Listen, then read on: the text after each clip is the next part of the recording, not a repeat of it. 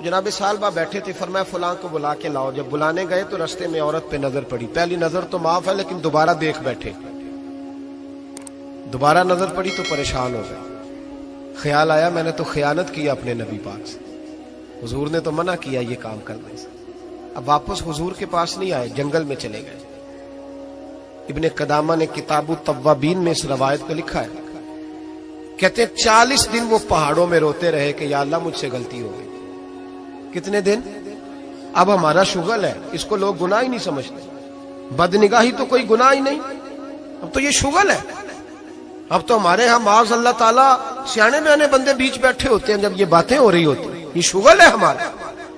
اب تو ابا کے سامنے بچہ وال پیپر گندی تصویر کا لگایا ہوتا ہے، پر وہ کہتا ہے با عمر ہے نا جی، عمر ہے نا جی، مجھے پتہ ہی نہیں یہ کتنا گند کر رہا ہے، یہ تباہ ہو جائے گا روحانی طور پر۔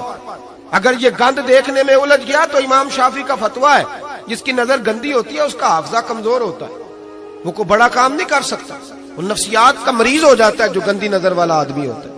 ہمیں پتہ ہی نہیں کہ ہمارے مسائل اصل میں ہیں کیا۔ تو 40 دن جنگل میں روتے رہے، 40 دن۔ محبوب سارا کچھ جانتے تھے پر خاموش رہے۔ حضرت جبریل امین حاضر ہوئے، عرض کہ یا رسول اللہ آپ کا وہ غلام رو رہا ہے۔ رب کہتا اسے بلا لے، میں نے اس کا گناہ معاف کر دیا ہے۔ تو نبی پاک صلی اللہ علیہ وسلم نے حضرت مولا علی شیر خدا اور جناب سلمان فارسی کو بھیجا، فرمایا فلاں جگہ ہے لے آؤ۔ کہتے ہیں جب ہم گئے تو 2 پہاڑوں کے درمیان جناب سالبہ تڑپ کے رو رہے، ہمیں دیکھ کے اور روئے، کہنے لگے علی میرے بارے میں کوئی آیت تو نہیں نازل ہو گئی؟ تو کہا نہیں، چل حضور نے بلایا ہے۔ کہا اچھا حضور کہتے کیا تھے، فرماتے کیا تھے؟ کہا پتہ نہیں لیکن بلایا ہے۔ کہتے جب ہمارے ساتھ چلنے لگے، مسجد نبوی قریب آئی تو کہنے لگے علی بہت بڑا گناہ کر بیٹھا ہوں، نظریں میلی ہو گئی، وضو نہیں آنکھوں کا، مجھے ڈائریکٹ نہ لے کے جاؤ حضور کے پاس، جب نبی پاک نماز کی نیت باندھ لینا پھر میں جاؤں گا، میں پیچھے کھڑا ہو جاؤں گا حضور کے، میری طبیعت میں حوصلہ نہیں۔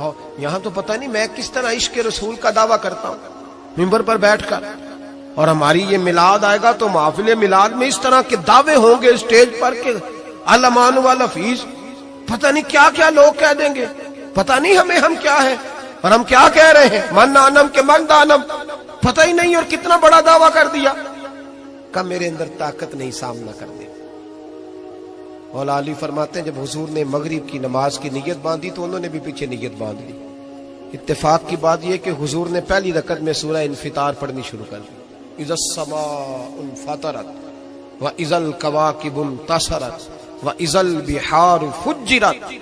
کہتے ہیں جب محبوب اس آیت پہ پہنچے نا کہ یا ایھا الانسان ما غرک بربک الکریم، اے انسان تجھے کس چیز نے دھوکے میں ڈال دیا، حالانکہ تیرا رب تو بڑا ہی کرم کرنے والا ہے، تو کس طرح کسی اور کے دھوکے میں، بربک الکریم، اور ضمیر واحد ہے، میں تفسیر پہ نہیں جاتا، کہا تیرا اپنا رب، بربک تیرا اپنا رب، تیرا رب تو بڑا کریم ہے، تو پھر بھی کہیں اور چلا گیا۔ جب یہ آیت سنی تو پیچھے چیخ ماری، بے ہوش ہو کے گر گئے، گھر والے گھر لے گئے، نماز مکمل ہوئی تو حضور نے فرمایا کیا ہوا؟ عرض کی حضور وہ تو رو پڑے تھے، گھر لے گئے، محبوب پیچھے گئے تو بے سدھ پڑے، تیز بخار ہو گیا، نبی کریم سرہانے بیٹھے اور ان کی گردن کو اٹھا کر سر کو گود میں رکھا، اور جب بالوں میں دستے مبارک پھیرا تو آنکھیں کھول دی اور جھٹ سے اپنا سر زمین پہ رکھ کے کہنے لگے حضور میں اس قابل نہیں کہ آپ کی گود میں میرا سارا ہے، اس قابل نہیں، بڑا مجرم۔ تو محبوب نے فرمایا تجھے مبارک ہو، رب نے تجھے معاف کر دیا ہے، اللہ بھی راضی ہے، میں بھی راضی ہے۔ اب حضور کے قدموں کے قریب آئے تو کہنے لگے حضور آپ راضی ہیں؟ کہا راضی ہوں۔ فرمایا پھر میرے لیے دعا کریں، اللہ اسی رضا میں مجھے قبول کر لے۔ بس یہ بات ہوئی تھی، انہوں نے کلمہ پڑھا تو روح پرواز کر گئی۔ پرواز میرے بھائی احساس پیدا کر، یاد رکھیں اگر روحانی زندگی صحیح نہیں نہ ہوگی، یاد رکھ لیں کسی کا کوئی نقصان نہیں، سارے سکون سے سو جائیں گے، آپ نہیں سو پائیں گے۔ اگر آپ کے ضمیر پہ بوجھ رہیں گے نا تو سارے لوگ رمضان میں 4 قرآن پاک ختم کریں گے، آپ 10 پارے بھی نہیں پڑھ پائیں گے۔ اگر آپ اپنے آپ کو صحیح نہیں کریں گے، روحانی زندگی بحال نہیں ہوگی، تو یاد رکھنا بڑا اپنا آپ سارا کچھ سجا کے ظاہراً بڑے پرہیزگار بن کے بھی اپنے ضمیر کی عدالت میں فیصلہ اپنے حق میں نہیں کرا پائے. تجوریوں سے مال بھرا ہوا ہوگا لیکن گھر میں سکون نام کی چیز ڈھونڈنے سے نہیں ملے گی. اس لیے کہ الا بذکر اللہ تطمئن القلوب، اللہ کی ذات سے جڑ جانے سے دل کو سکون ہوتا ہے.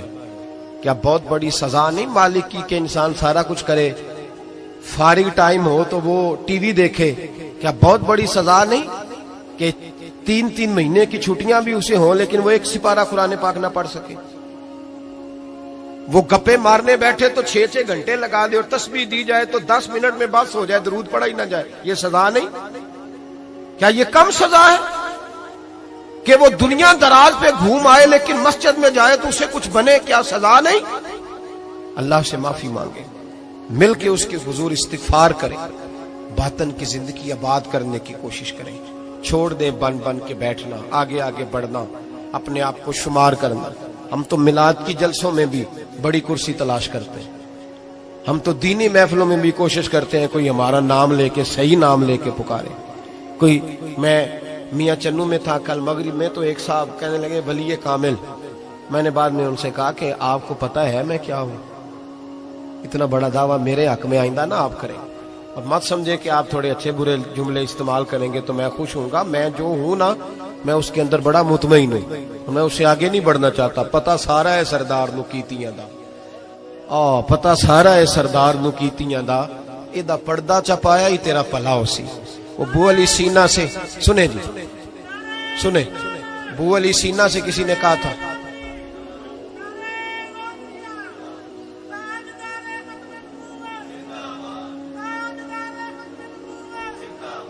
اب ان کی اس بات پر اور اس عمل پر ایک شعر سن لے میاں محمد بخش صاحب کا. میاں صاحب کہا کرتے تھے جتن جتن ہر کوئی کھیڑے تو ہارن کھیڑ فقیرہ. جتن جتن، یہ تو ساری دنیا کرتی ہے نا کہ میں جیتنے جا رہا ہوں. کہتے ہیں جتن جتن ہر کوئی کھیڑے، جتن جتن ہر کوئی کھیڑے تو ہارن کھیڑ فقیرہ.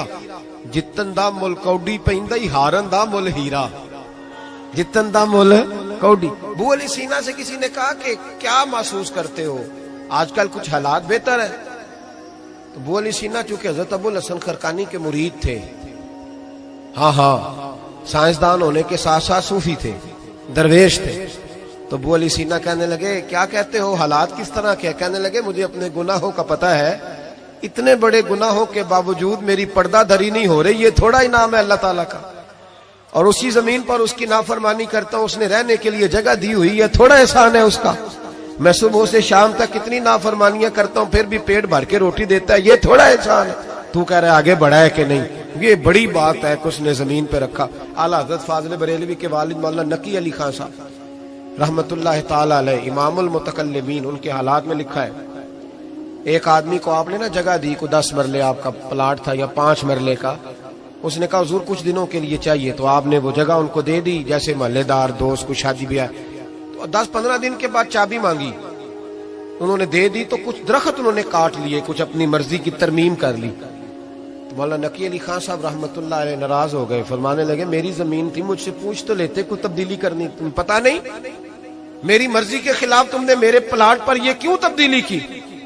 یہ اس آدمی کو کہہ کے نا تو 2 منٹ گزرے تو چیخ مار کے رو پڑے. کہنے لگا حضور کیا ہوا؟ فرمانے لگے سوچتا ہوں میری 10 مرلے کی زمین پر میں نے تمہیں اپنی مرضی نہیں کرنے دی، اور میں روز اللہ کی زمین پر اپنی مرضی کرتا ہوں. روز رب کی یہ خیال آ گیا، فرمانے لگے جاؤ بھائی جاؤ، مجھ سے غلطی ہو گئی، جاؤ. یہ سوچ جب پیدا ہوتی ہے پھر بندہ روز نکھرتا ہے، پھر روز وہ غسل کرتا ہے باطن کا، پھر روز ہر جگہ سے اسے نیا سے نیا سبق ملتا ہے. بڑا بندہ وہ نہیں ہوتا جو 20-30 کاریں لے کے چلتا ہے، بڑا وہ ہوتا ہے جو کسی اور کو بڑا سمجھتا ہے. جو اپنے آپ کو چھوٹا سمجھتا ہے، میرے نبی پاک فرماتے ہیں اللہ اسے بڑائیاں عطا فرما دے. ترمذی میں حدیث ہے. آج کا سبق، آج کا پیغام یہ ہے کہ تزکیے کی کوشش کریں. وَإِنَّكَ لَعَلَىٰ خُلُقٍ عَظِيمٍ. خلق عظیم جو اللہ نے ہمارے نبی کو دیے اور حضور نے ہمیں عطا فرمائے، محبوب کے صدقے اس طرف جائیں. کردار میں اعلیٰ پن پیدا کر. الذی خلق الموت والحیات لیبلوکم ایکم احسن عملا. اللہ فرماتے ہیں کہ میں نے موت اور حیات اس لیے پیدا کی ہے کہ تمہارے عمل کی کوالٹی چیک کی جائے. انڈسٹری میں جب مال بنتا ہے نا تو اس کی کوالٹی چیک کی جاتی ہے، یہ عام ہے، یہ خام ہے، یہ وی آئی پی ہے، یہ وی آئی پی ہے۔ فرمایا الذی خلق الموت والحیات لیبلوکم ایکم احسن عملا، موت اور حیات کوالٹی دیکھنے کے لیے پیدا کی ہے کہ تم میں احسن عمل کون کرتا ہے، اچھا عمل دیکھیں کس کا ہے۔ باقی اپنے آپ کو بنانے سنوارنے سے تھوڑا تھوڑا بچیں، ایک قدم تھوڑا پیچھے ہٹیں اپنی ذات کے لیے، تو انشاءاللہ روحانیت کے لیے 11 قدم آپ کے آگے جائیں گے۔ دعا کرتا ہوں جو کچھ میں نے کہا اللہ اسے قبول فرمائے، اور جہاں ہم بھول گئے مالک ہم سے درگزر فرمائے، آمین۔